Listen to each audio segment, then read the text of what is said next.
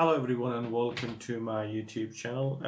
Today I'm going to talk about this a very important topic which I think at the moment nobody is thinking about or nobody is talking about this issue, which is the life after coronavirus. Now we know that we're going through this difficult time.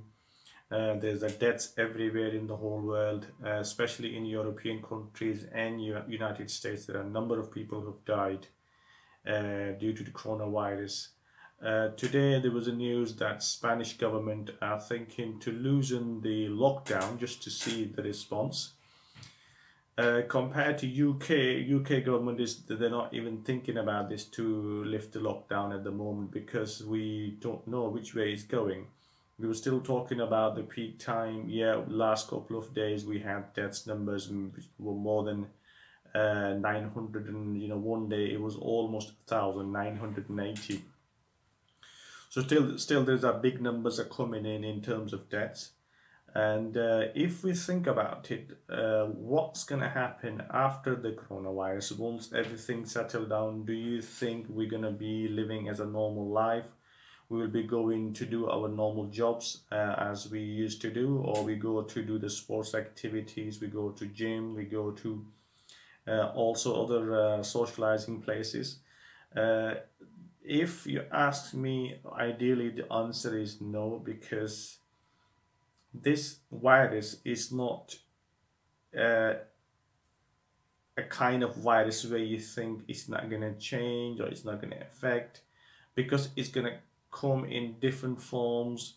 We only have a very short summer in this country, couple of weeks. I'll probably say, we say a couple of months, but the temperature, if you look at it, every year we only get a couple of weeks that are proper warm in England, rather than let's say looking at the country like Spain, Italy, Portugal, or the rest of the European countries. So it's not going to be the same. Thinking about traveling, how people are going to travel to different destinations, people are going to go on a holiday, what they're going to do, because the danger is always there. And also, according to Chinese studies and also South Korean, they also experienced that people who were recovered from coronavirus and they were discharged from the hospital, a couple of weeks later they still come back with the symptoms again, and after the scientists they recovered that. They did, like also they discovered in that particular individuals that the virus was not fully killed because of maybe it's changing its forms, or it keep coming back, or it reactivate after some time. There's loads of things which I personally believe it's not going to be a straightforward thing for us to say that yeah, everything is safe, or even if we loosen the lockdown, what's going to happen after the lockdown the minute people go out again. At the moment the numbers are going down because people are in the lockdown, they're staying at home, so not many people are catching virus. But the scary thing is that we haven't got the vaccine yet, so we don't know how long the vaccine process is going to take, because that's also a worrying thing. We're looking about another year and a half before we get the vaccine. And if we get that vaccine, what's going to happen with that? Who's going to get it first? How it's going to work? Different people have different sort of immune system. It's going to be a difficult task, ideally for scientists, to kind of make that vaccine that will work eventually. But you're looking about a good couple of years before we get something like that. At the moment, with the previous viruses like SARS or MERS, and this one COVID-19, it's still, we haven't got the proper vaccine that will work on this particular virus. So if you are thinking that life's going to be normal in the next couple of weeks or couple of months time, I don't think so. Ideally, it looks towards Spain. If you look at Spain, I think that they are just trying to test this. Even in China, the country where it started from, then where the city Wuhan, still there are not many people on the roads. People are still scared. They don't know what's going to happen. If they catch it, what's going to happen after that? People who had it before, if they go out, The still immune system is in a stronger position to fight the virus again. No, according to one of the scientists in England, they said that this virus is very clever, and it's sort of like, it deceives your immune system, and also it carries the bacteria as well. So it's a deadly virus in their opinion. They think it's not a normal virus. It's a quite clever one, and I don't see things are going back to normal very soon. If we come out, there might be a trial period for the scientists to check how we're going to behave, how the immune system of those people who recover from this virus, because a lot of people at the moment, they're very scared. They don't know what's going to happen. People are getting eager to come out. I can understand it's mentally is affecting people's life. People who don't have access to the garden, or people don't have bigger houses, or people who are living in flats. It's a terrible time for those individuals and those families. But I could understand is one of those things where we are just simply, just helpless. We can't do anything about it. It's one of those things. And the way things are going, it looks very scary as well. Because if we compare the situation, it's still, we are nowhere near the vaccine. We are nowhere near the test levels that UK should be doing at this time of the lockdown. They're talking about 100,000 a day, but we are nowhere near that. There are NHS staff who are working without the PPE. They're risking their lives. So I'm not sure why we are lacking in this testing and providing the PPE. It's very, it's one of those things where everybody's just confused. Like every day there's a question raised in the media that people working for NHS staff, they're saying that we need PPE, but it's not delivered. Government said we delivered 38 millions of the equipment, but still there are people who are saying that they haven't received anything like that. So we don't know. Testing also, there's a question being asked over and over again. We don't know where that's going. We still don't get any clear answer from the government. They were talking about 2,500 a day, then they were talking about 10,000 tests a day. To me, it doesn't look very realistic, because government is lacking behind on all these things.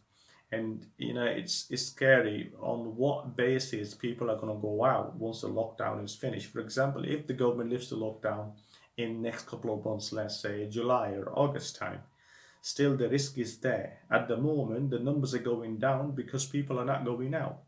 Okay, and how long the government can keep people inside, stay indoors? Okay, you say people stay indoors, but what's next? Okay, we stay indoors, but are you come up with anything like a vaccine or any cure to this virus? No.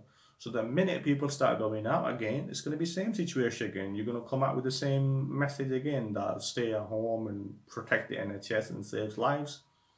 No, it's not realistic. We are looking at a very long-term lockdown, very long-term, until somebody sort of use some logic behind it, somebody who makes some wise decisions, saying that, okay, let's get the test done.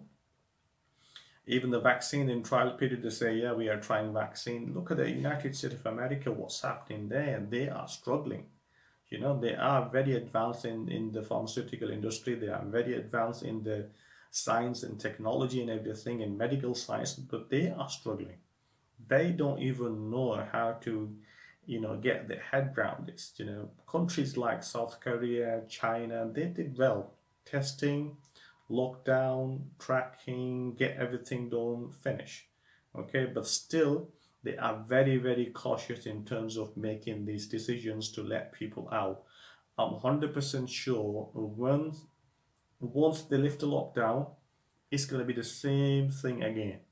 Because until they get the test done, okay, Chinese, they started doing the plasma transmission. If you don't know, plasma transmission was, they got the blood out of the people who recovered from the coronavirus, and they injected that blood to the people who were struggling, or they were like elderly people who were struggling to recover.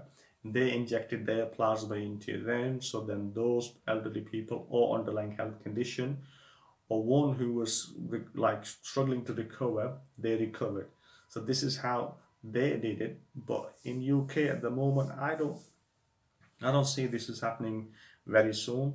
Government will have to keep paying people to stay at home. This will be universal credit. It'll be billions and billions of pounds they need to give it to the people of United Kingdom, and also they have to spend a lot of money on the medical APP equipment as well. So nowhere near I can see that it's going to be a normal life. No way, because traveling, even going out, people are scared. There are very few people on the road.